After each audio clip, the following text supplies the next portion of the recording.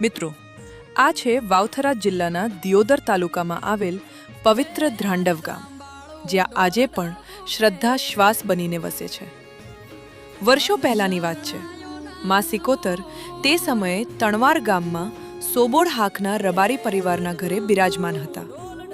એ જ સમય દરમિયાન ધ્રાંડવ ગામથી રણછોડ ભગતને પોતાની બહેનના તેડા આવ્યા. રણછોડ ભગતના હૃદયમાં સિકોતર પ્રત્યે અખૂટ શ્રદ્ધા અને વિશ્વાસ હતો. હૃદયથી તેમણે માતાજી સમક્ષ વિનંતી કરી, હે મા સિકોતર, તમે મારી સાથે ધ્રાંડવ ગામ પધારો.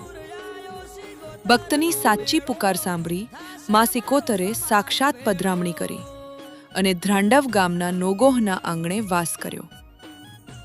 એવી ધ્રાંડવની કોમેન્ટ મુજબ મા સિકોતર માત્ર એક ભગત માટે નહીં, પરંતુ સમગ્ર ધ્રાંડવ ગામ અને પોતાના ભાણિયા ભક્તોની રક્ષા કરવા પ્રગટ થયા.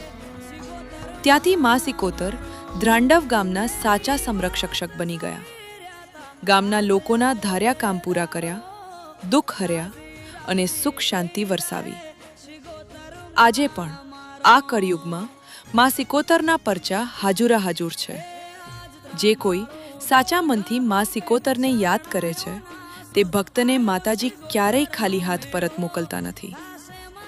ઘણી ખમા મારી ડાલડીની સિકોતરને જય મા સિકોતર.